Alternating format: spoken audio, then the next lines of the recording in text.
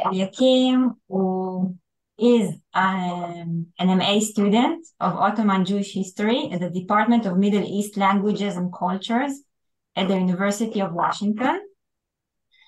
He's working with Professor Selim Kuru, the director of Ottoman Studies, on a master's thesis that will be focusing or is focusing on the topic of consolidating rabbinic authority in conversation with Islamic religious hierarchies in 17th century Istanbul. I think you're bringing into the table a really interesting and new perspective. So, floor is yours, please. Thank you very much, and thank you for letting me present in English. Just 1 second. I'm trying to share a screen.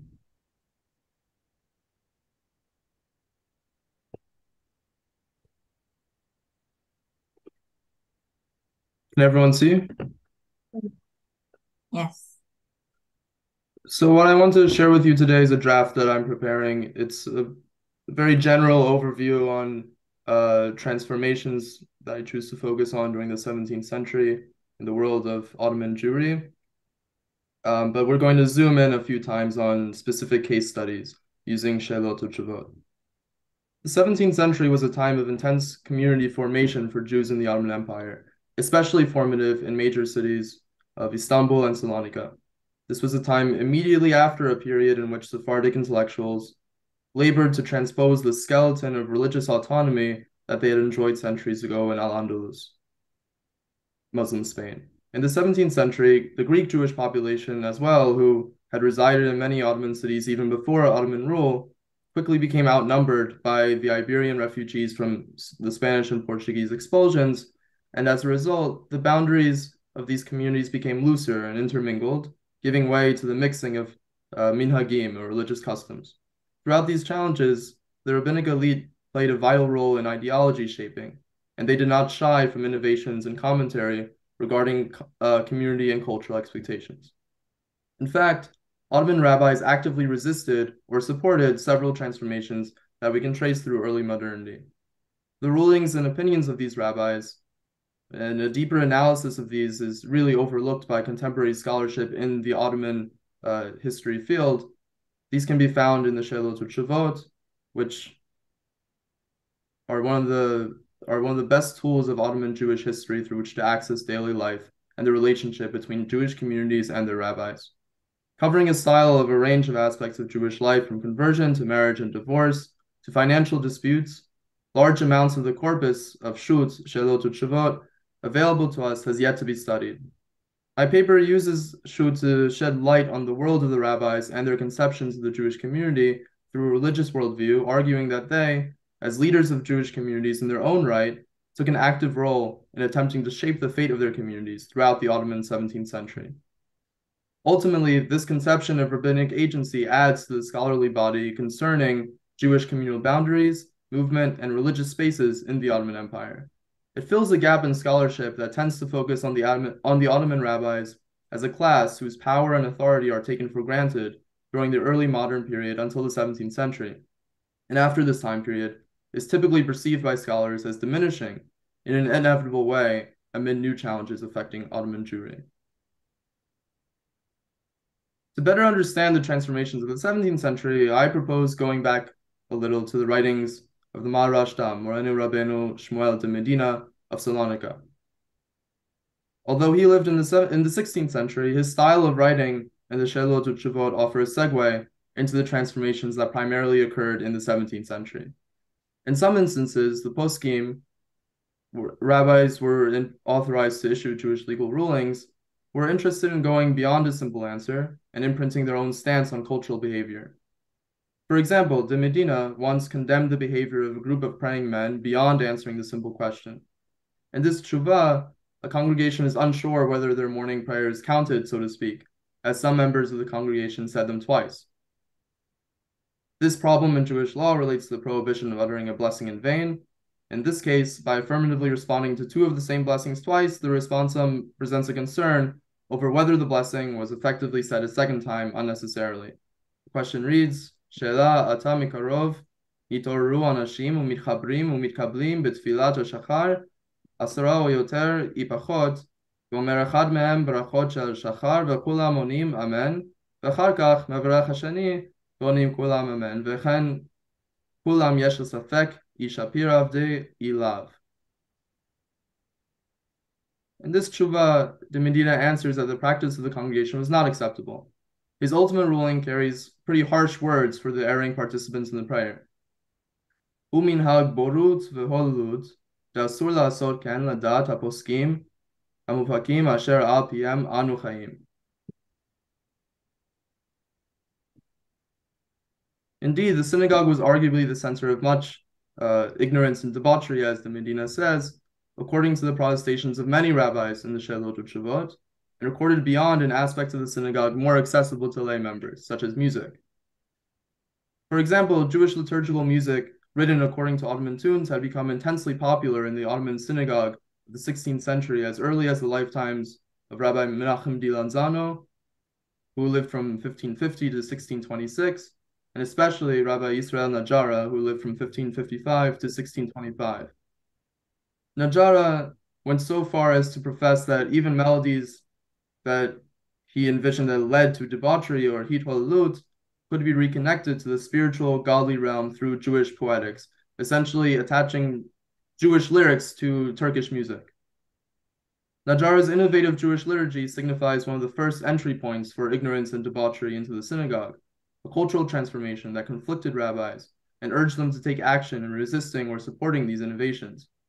And it also signifies an early transformation of the synagogue as a unique physical space, its own distinctive environment with connections to the public sphere.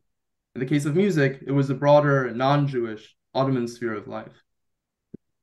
Now, in a later draft of this paper, I plan to further develop this concept that I think is very important of conceiving physical space of a point of relevance for a fuller understanding of the relationships that occurred in those spaces. And much of the scholarship has already been done when considering Muslim landscapes in Istanbul for understanding a 16th and 17th century leaning of the Ottoman administration towards a physical representation of an Orthodox Sunni Islam. And applying similar methodologies to a Jewish landscape will, I hope, prove beneficial in understanding a rabbinic relationship with the congregation. We see some more insight in particular congregational disputes in a different responsum from Yechiel Bassan, who was born in 1550 and died in 1625, and was the chief rabbi of Istanbul while issuing his responsa.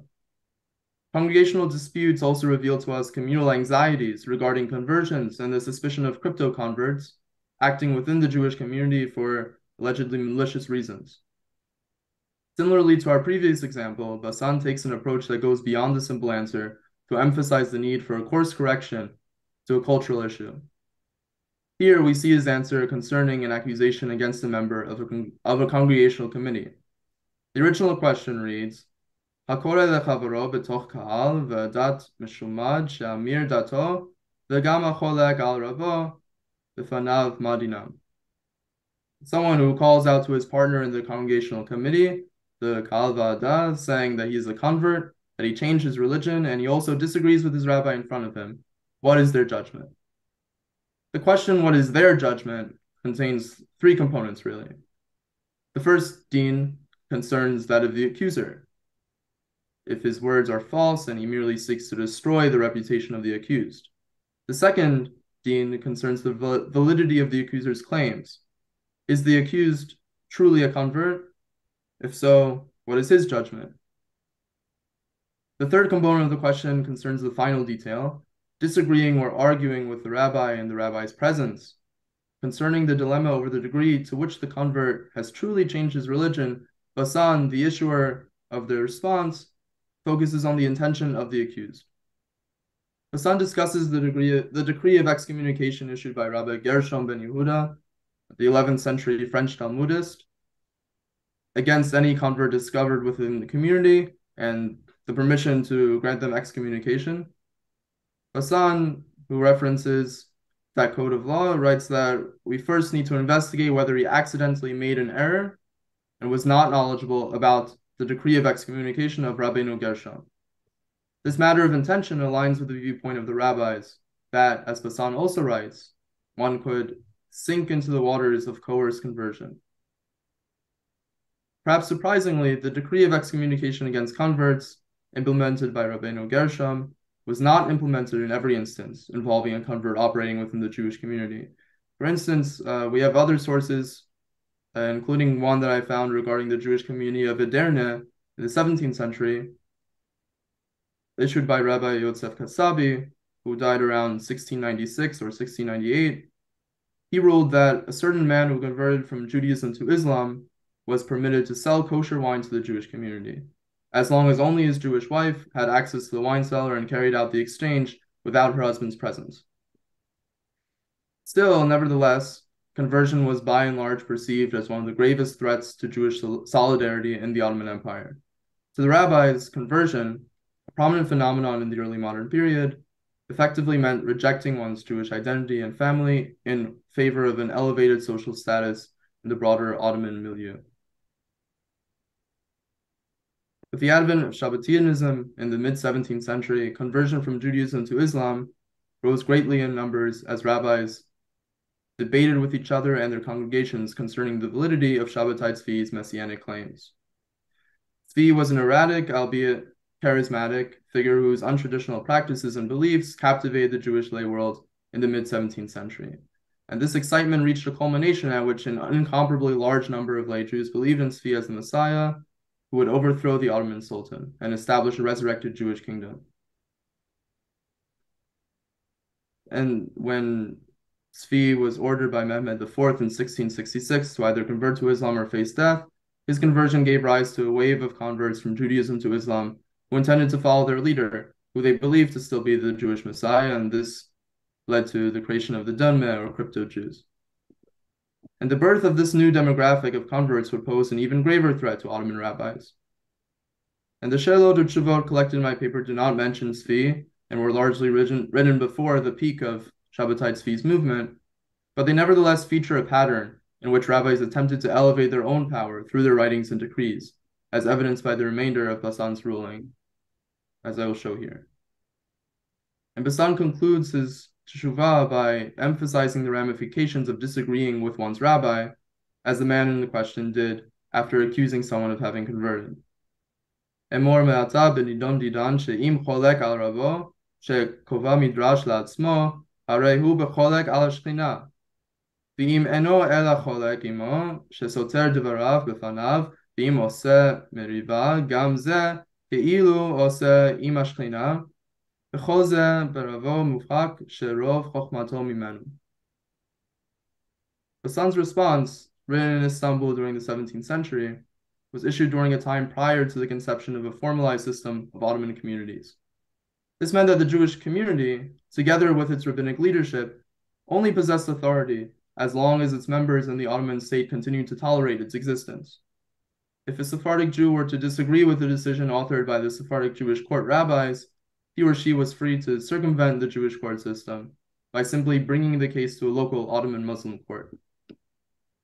To combat this frequent circumvention of rabbinic authority, the rabbis had to reassert their authority through an emphasis of traditional ideals found in traditional rabbinic texts.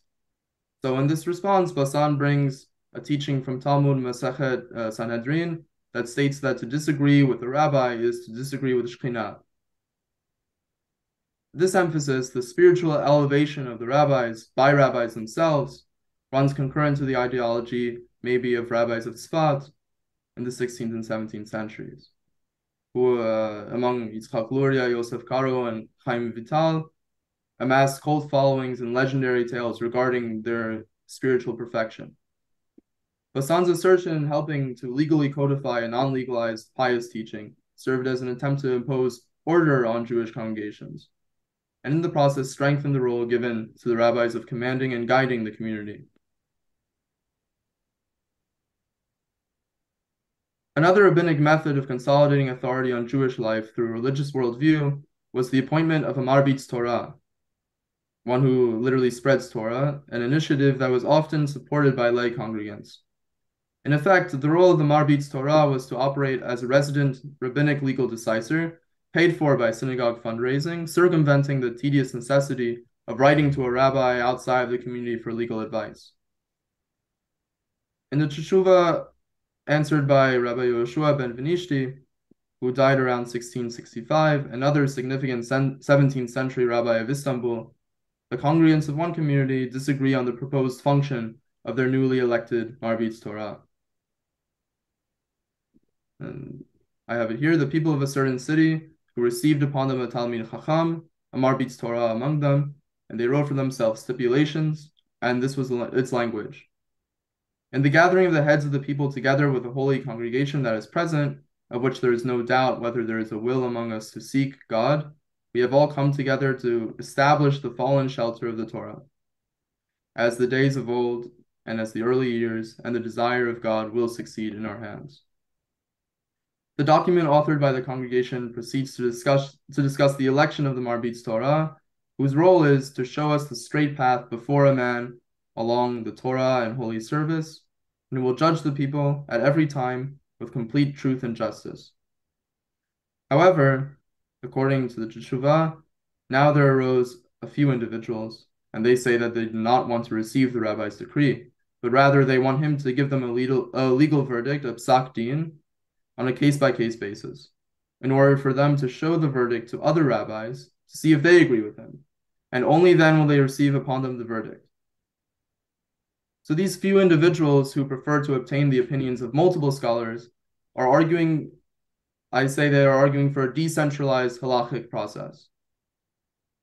Rather than having a single rabbi paid by the synagogue to answer any legal ruling for them, these congregants believe that they should aggregate a few different answers before deciding whose opinion to follow. Ben Venishti rules that this time the counsel of the contrarians is not appropriate.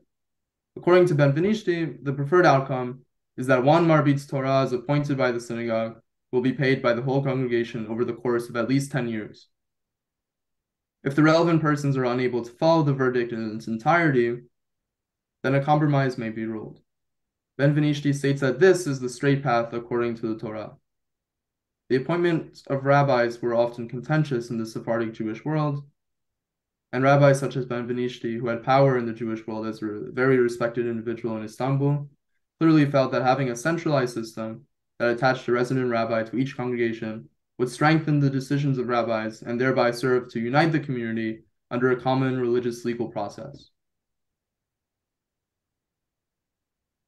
Disputes over the appointment of rabbis also occurred in the Greek Jewish congregations, and the sources on such conflicts give insight into the changing world of Greek Ottoman Jews, also known as Romaniotes. By the 17th century, Romaniot congregations, previously a world of Jewish life with its own rabbis, courts, and internally diverse synagogue customs, had largely assimilated into those of Sephardic congregations. Leading into the modern era, this transformation greatly affected the makeup of Jewish demographics in cities such as Shekhina and Izmir. These changes were not passive. Contrary to an inevitable movement dictated by Sephardic predominance, Romaniot Jews themselves were involved in making decisions on whether they were fated to switch en masse to Sephardic congregations or actively enforce resistance among assimilation into a foreign but culturally prominent set of religious customs. Preserved in a collection of Shelot Utshuvot by Rabbi Eliyahu Halevi, who flourished as a court rabbi in Istanbul after 1526, is a story that concerns an intense conflict within a Romaniot congregation regarding resistance to Sephardic assimilation. And I have to give credit for this source to Mina Rosen's wonderful collection. And a few members arose after eating and drinking and wrote hateful things against part of the congregation, conspired against them, and wrote and signed a document according to which they will recognize only one specific rabbi, and that he will be the chief rabbi of all the congregations, that no one will appoint a rabbi, and that no man will accept such an appointment, even if forced to by the non-Jewish authorities. And in addition to the fact that there is already a rabbi of these congregations, they decreed that no one will go to any rabbi who is not from among them.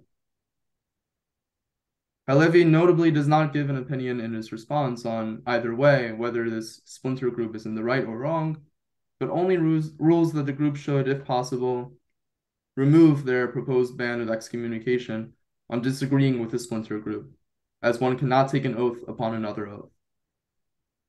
Eliyahu Halevi was, at the time of issuing this teshuvah, the chief rabbinic authority, the Rav HaManhig of the Romaniot community in Istanbul, during the mid to late 16th century.